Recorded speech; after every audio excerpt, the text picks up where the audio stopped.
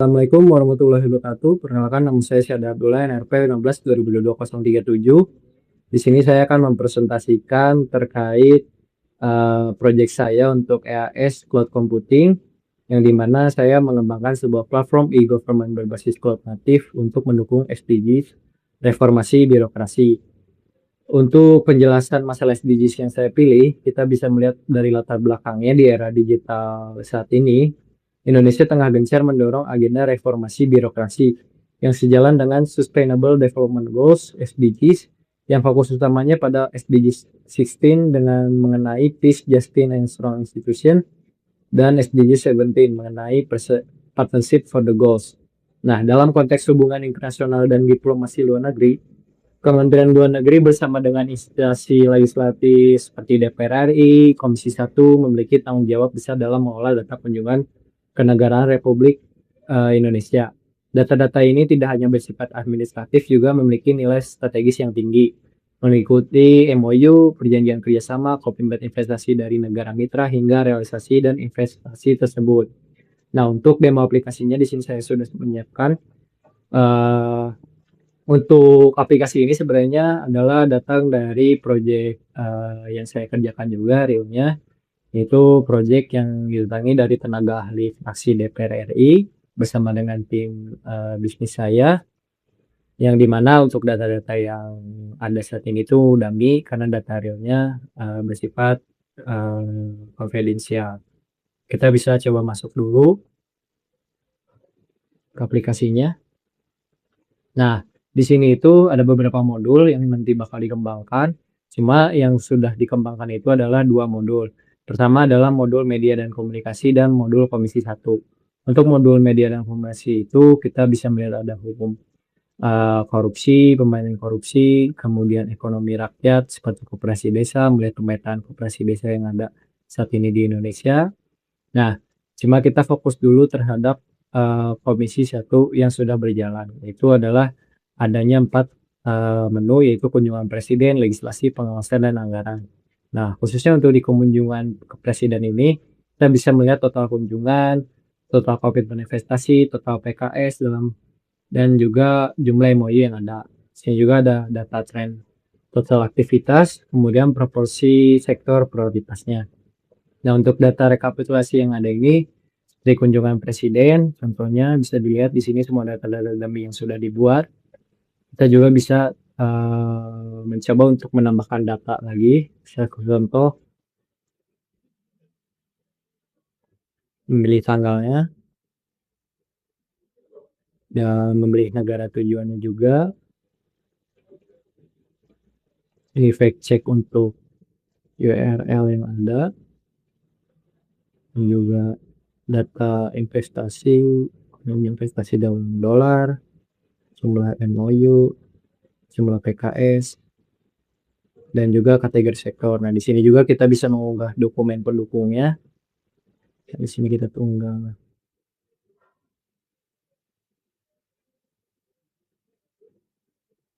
Nah, masukkan data, simpan data. Nah, di sini sudah tertambah. Untuk datanya sendiri langsung secara real time juga menambahkan total kunjungan, total MOU, dan komitmen investasinya bisa masuk. Nah, di sini juga ada beberapa seperti total kunjungannya, komitmen, bisa melihat detail terkait data-data yang ada. Kemudian di sini juga ada pengawasan setiap mitra yang ada di Komisi 1, anggarannya, dan juga legislasi. Nah, selain dari pengelolaan data-data yang ada, kita juga di sini mengembangkan service AI Insight untuk seorang usernya itu bisa memudahkan dalam mencari data-data yang ada di dalamnya. Nah, sebelumnya saya ingin mengembangkannya itu ke sistem RAG, cuma karena di sini membutuhkan waktu untuk mengembangkan sistem RAG, jadi karena di sini kita contohkan.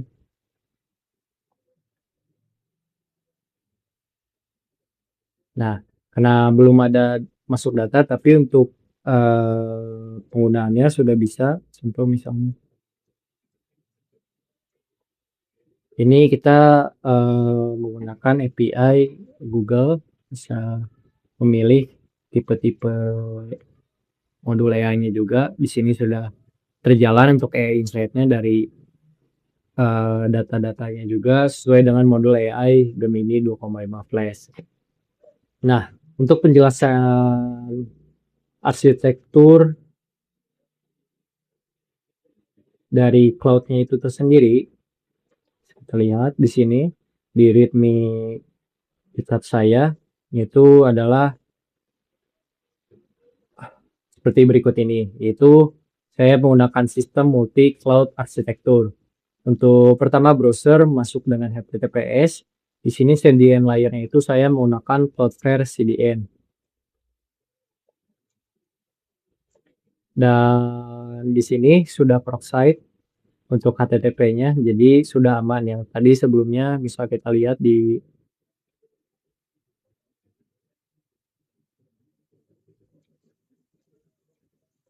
sini kan masih EC2, itu IP public EC2. Saya menggunakan objek untuk Docker dalam Cloudflare yang dimana nanti mendapatkan proxy-nya yang bisa langsung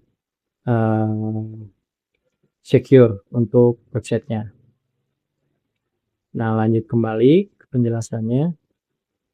Di dalam AWS EC2 ini untuk compute menggunakan Docker Web, Next.js. Di dalamnya itu ada Supabase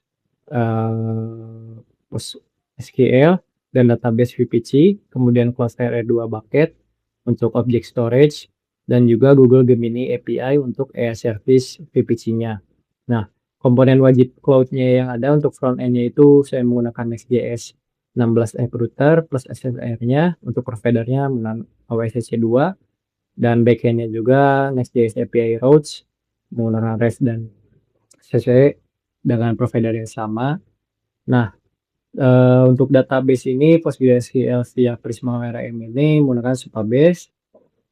Object storage-nya itu menggunakan S3 compatible bucket dari Cloudflare R2.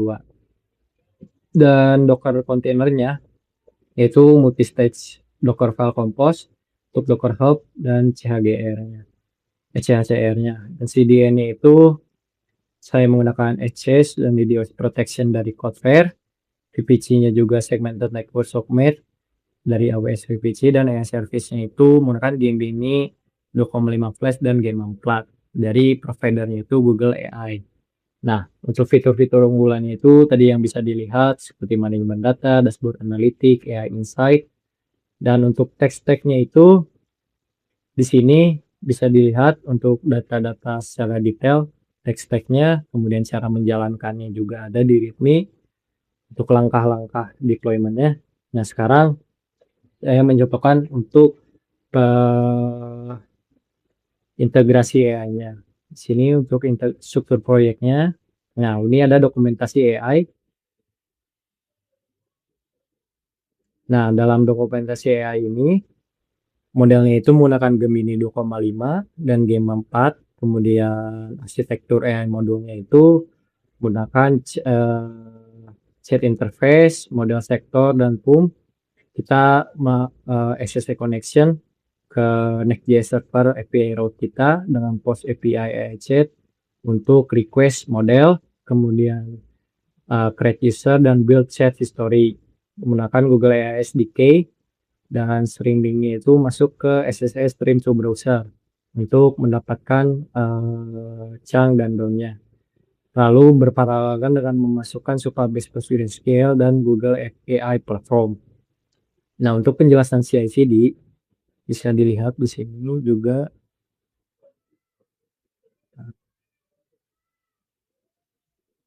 CI/CD sistem CI/CD itu.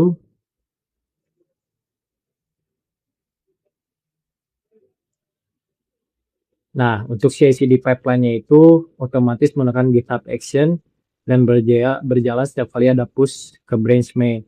Karena dari push main itu adalah build and lean job, kemudian lean and type check-nya diperiksa, dockerize dan push to CHCR-nya, dan deploy to EC2 via SSH. Nah, untuk sekarang yang paling terakhir adalah saya akan menjalankan demo deployment dari aplikasinya.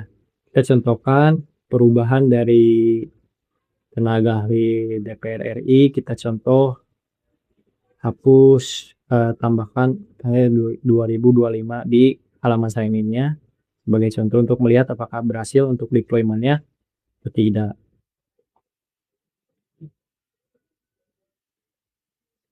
Nah, ini juga ada sedikit penjelasan terkait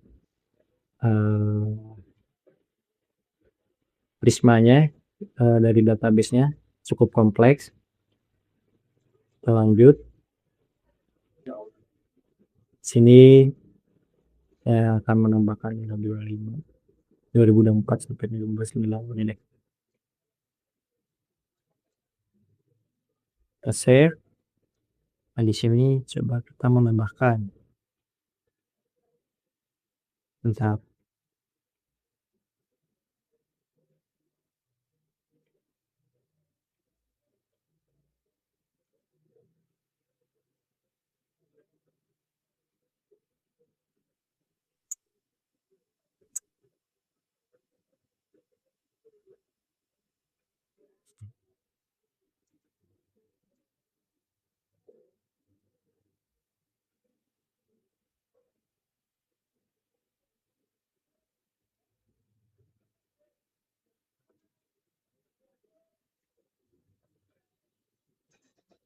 Nah, setelah masuk push origin main, kita bisa melihatnya untuk proses deployment-nya itu di action GitHub.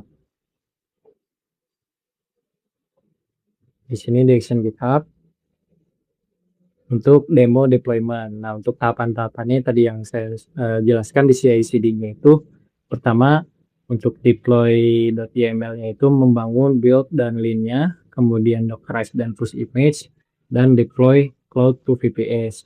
Yang ada di semuanya itu disesuaikan di dockerize compose.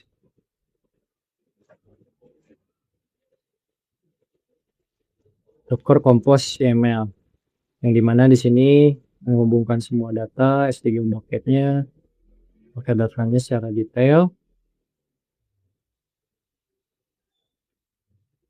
Sini juga bisa melihat detailnya sedang apa yang dijalankan dari setup job, checkout repository, setup Node.js, install dependency, generate Prisma client, run linter, build Node.js, post setup, dan post checkout. Sedang menjalankan untuk demo deployment aplikasinya.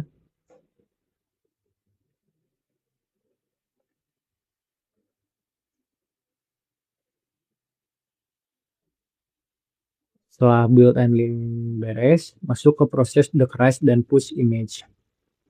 Untuk dockerize dan push image itu, untuk tahapan-tahapannya setup job, checkout repository, login to the container registry, extract metadata for Docker, and build and push Docker image.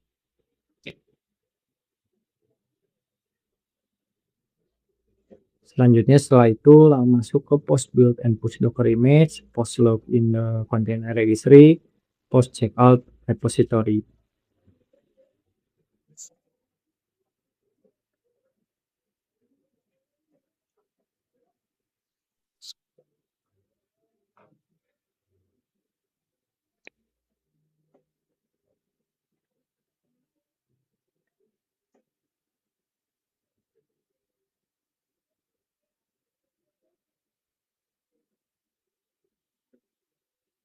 Untuk waktunya juga nggak terlalu lama, untuk nge-pushnya sekitar total itu ada sekitar 5 menit karena saya menggunakan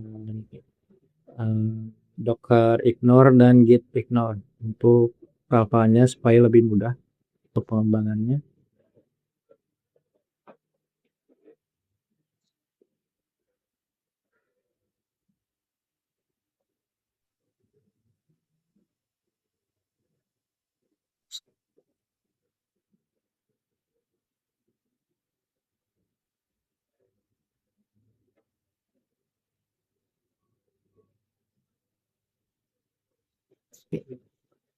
Nah, setelah sudah untuk Dockerize and push image, masuk ke deploy cloud to